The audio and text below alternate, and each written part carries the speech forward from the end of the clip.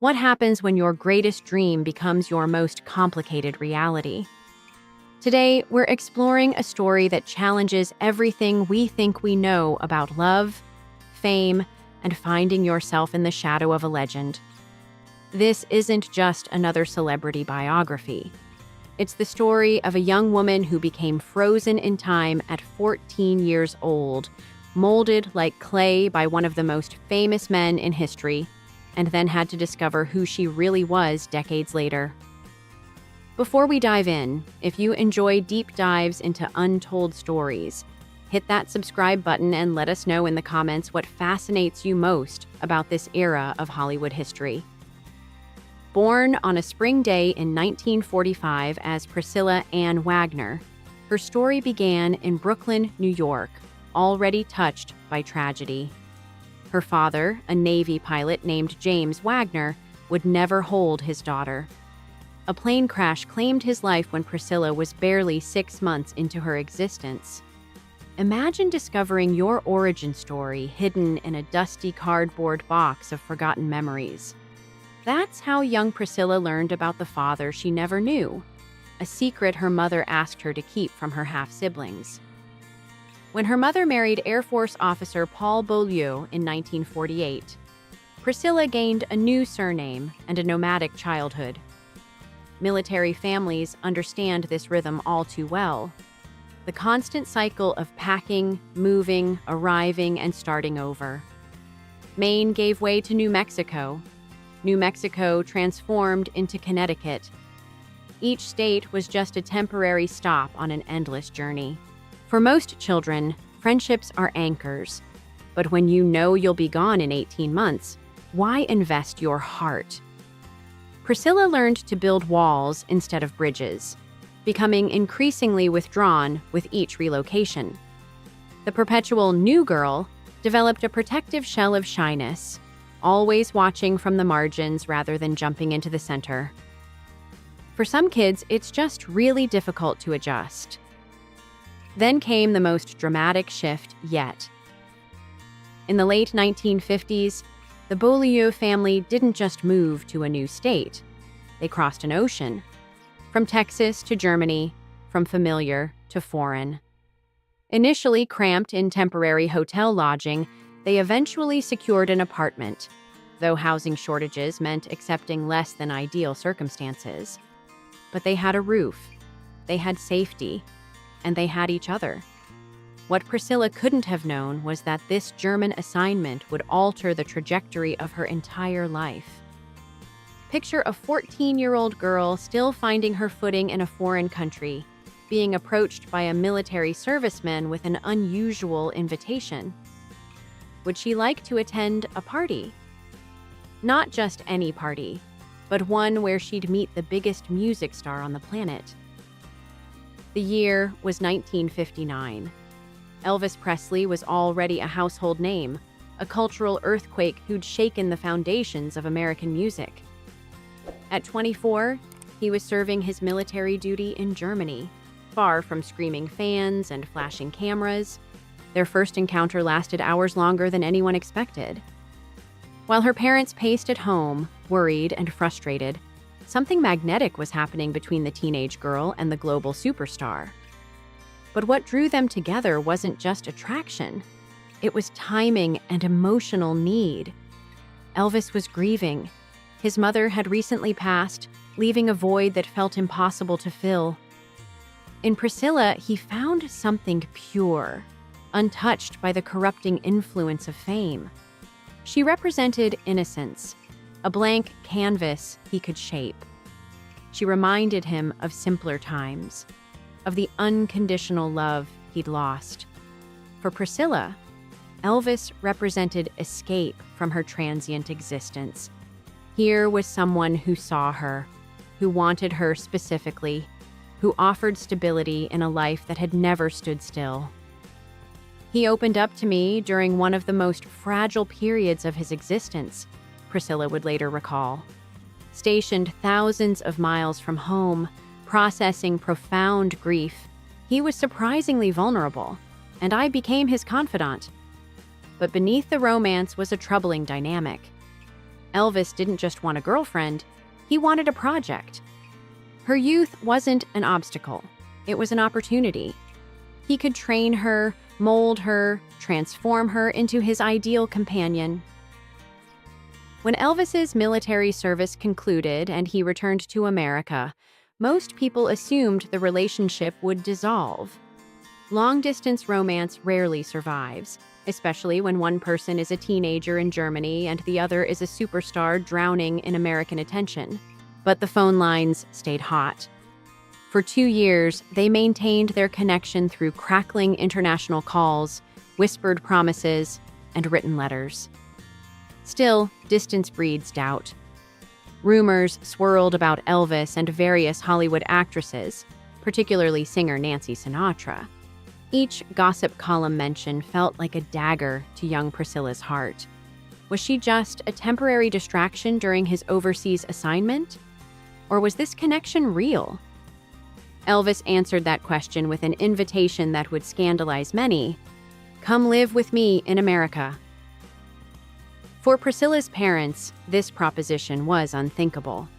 Their teenage daughter moving across the world to live with a rock star? Absolutely not. But Elvis was persuasive, and a compromise emerged. She could visit under strict conditions, daily letters home, constant chaperoning, and Elvis would finance everything. Remarkably, he agreed to these terms. And just like that, Priscilla's American chapter began. Living with Elvis at Graceland was like inhabiting a beautiful museum where you're simultaneously the curator and an exhibit. For years, Priscilla existed in this strange, liminal space. Not quite wife, not quite girlfriend, completely dependent on Elvis's world. He didn't just influence her choices, he dictated them completely. Her wardrobe underwent total transformation. Out went her personal style, replaced with revealing outfits that matched his vision. Her natural hair color disappeared under jet black dye to mirror his own. Her teeth were capped. Her makeup became theatrical. Heavy layers applied every single day because Elvis never wanted to see her barefaced. Even her color preferences weren't her own. Brown? Absolutely not. Green? Too dull, lacking spark. He rewrote her aesthetic vocabulary, and she complied, believing this was what love required. By Christmas 1966, Elvis finally proposed. But even this romantic milestone was tainted by calculation. Colonel Tom Parker, Elvis's manager who controlled him like a master puppeteer, had grown concerned about negative publicity. The morality clauses in Elvis's contracts loomed large. Marriage was the solution, and Parker pushed hard. The wedding itself reflected this artificial pressure.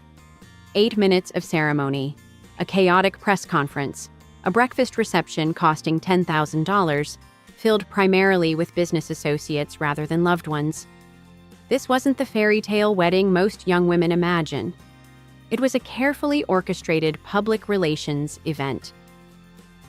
9 months after their wedding, on February 1st, 1968, Lisa Marie Presley entered the world.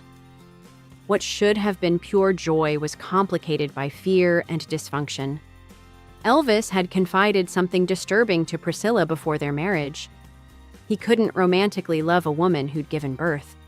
This wasn't just preference, it was a psychological barrier he couldn't overcome. When Priscilla discovered she was pregnant, she was devastated. She even considered abortion, terrified that motherhood would destroy their relationship. Elvis, meanwhile, worried about his career. During her 7th month of pregnancy, he actually requested a trial separation. Though they reconciled before Lisa Marie's birth, the damage lingered, and Elvis's fears proved prophetic. After their daughter arrived, their intimate relationship essentially ended.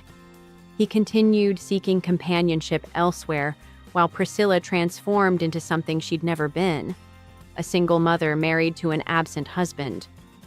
But something unexpected happened during this painful period. Priscilla began waking up.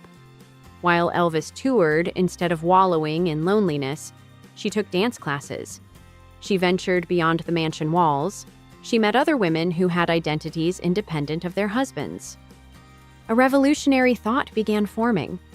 Maybe she could have her own life too. She developed a brief emotional connection with someone else, a romance that didn't last but proved something crucial. She was capable of feeling again, of wanting something beyond what Elvis prescribed. By February 1972, the marriage that captivated millions officially ended. Priscilla and Elvis separated, a decision that shocked fans worldwide but surprised no one who understood their private reality. What's remarkable is how they ended, walking hand in hand from the courthouse after finalizing their divorce. Despite everything, the control, the infidelity, the emotional distance, they refused to become enemies. The love they'd shared, however complicated and imperfect, still meant something. For Priscilla, divorce was liberation. For the first time since she was 14, she belonged to herself. She could choose her clothes, her interests, her path forward. The woman who'd been frozen as a teenager finally had the chance to grow up. When Elvis died in 1977, Priscilla stepped into an unexpected role, guardian of his legacy. As chairwoman and president of Elvis Presley Enterprises, she transformed Graceland from a private home into a multi-million-dollar tourist destination. She honored what they'd built together while building something entirely her own. Priscilla's journey reminds us that fame's spotlight can illuminate, but it can also blind. Behind every legendary partnership exists a complex human story filled with compromise, growth, and sometimes necessary endings. She launched acting careers, started business ventures, and most importantly, discovered the person she was meant to become. Not Elvis's wife, not just Lisa Marie's mother, but Priscilla, a woman who survived being someone's ideal and emerged with her own identity intact. Looking back, she speaks fondly of their time together, treasures their grandchildren, and ensures Elvis's phenomenal legacy continues.